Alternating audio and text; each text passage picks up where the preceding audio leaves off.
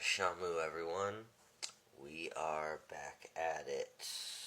Part 15. We've come a long way. We've come from Blavatsky to Fortune to Avalon to Crowley to Fortune again to FS. We've been all over the map. And where do we go from here? Where do we go from blatant appropriation of Vamachara to decrying the acts of anyone who would do this, to the insane idea at the time, of evil Nazi organization, left-hand path thing, to that actually occurring, to pulling away and making this no longer a magical concept. Now we hit 1975 and we hit Michael Aquino. I don't have a lot of lead up into this one. We're just gonna. There's a lot to cover, so we're gonna get into it. So Aquino started as a high-ranking Church of Satan priest. He split in 1975 when LaVey, as we discussed, abolished the grottos. In Aquino's view, he commercialized the degree. So what he went out and did and performed is he performed a midsummer ritual in which he produced a channeled text.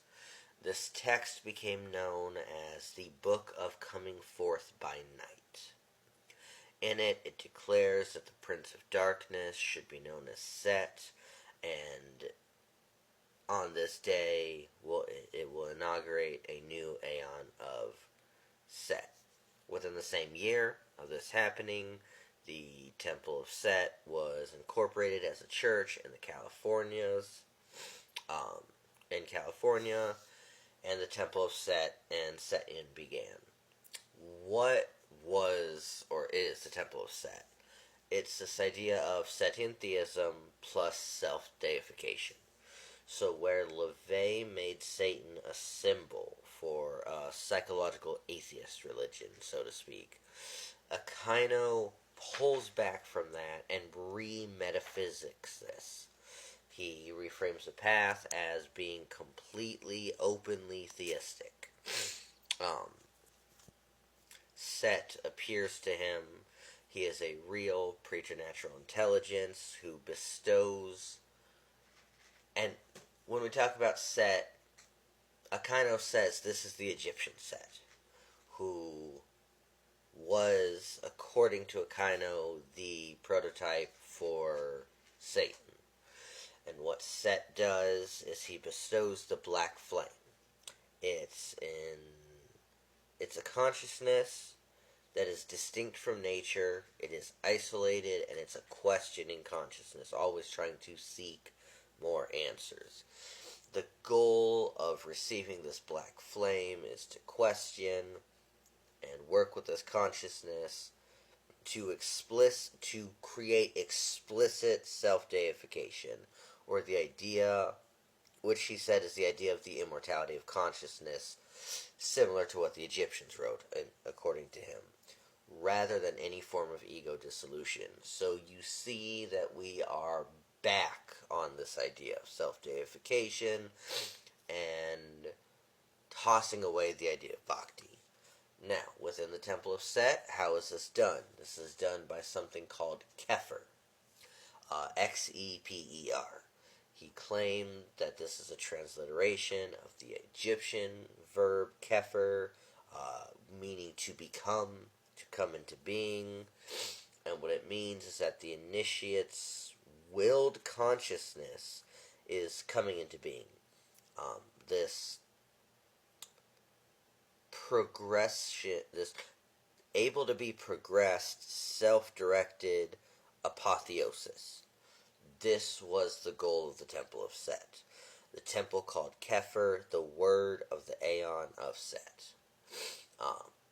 The temple was set up in a very common structure. It was an initiatic order.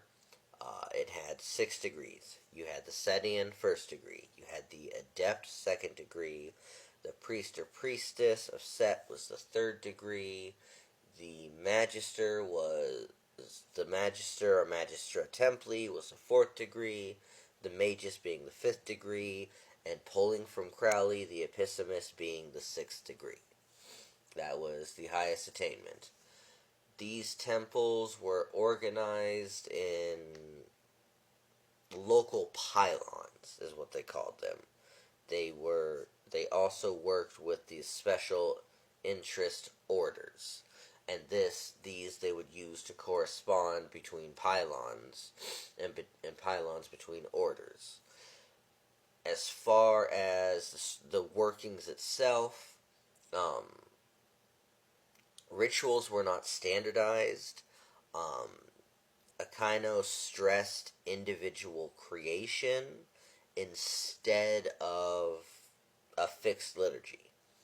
So different pylons, different orders were highly encouraged to create their own kind of ritual, and then the practitioners within those temples were encouraged to further create rituals.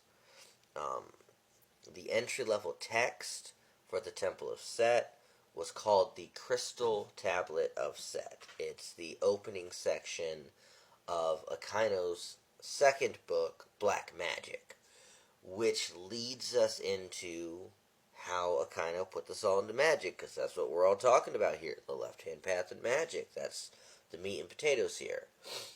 So he kind of recast Black Magic in this idea of two worlds, of there being a subjective universe, and in which you transform yourself, and by doing that, by transforming yourself in the subjective universe, you transform yourself in the objective universe. Now, this was markedly different from LaVey was doing, as LaVey was claiming that it was all psychological greater and lesser magic, as we discussed in the previous parts. So, the Book of Black Magic by Akaino lays out the objective universe model, the Setian view, that the left-hand path is a, harkening back to what Evola was saying, is an initiatory method that's aimed at creating an individuated being. Further dogma argued that Set is ageless, and additionally, in a weird twist of things, Akaino also makes the claim that the Egyptian god Set is the only real god in existence. That any other gods, including the gods from the Egyptian pantheon, were not actually real. It's an interesting take. It's way too in-depth on how that works to get into in, like, the TikTok videos, and we're already at 8 minutes. But Akaino adapted the Krillean tripart division with the Aeons, saying there's the Aeon of Isis, the Aeon of Osiris, and the Aeon of Horus. He adds to that the Aeon of Satan, which he dates from 1966 to about 1975, and from 1975 onward is the Aeon of Set. While putting this chronological order out, he also makes the claim that the Aeons are not time periods and they are mindsets that can coexist alongside one another, saying that, and I quote, a Jew, Christian, or Muslim exists in the Aeon of Osiris, a Wiccan in that of Isis, and a Thelemite in that of Horus. We have a lot more to get into. I am at the end of this video. As normal, we will be back for part 2.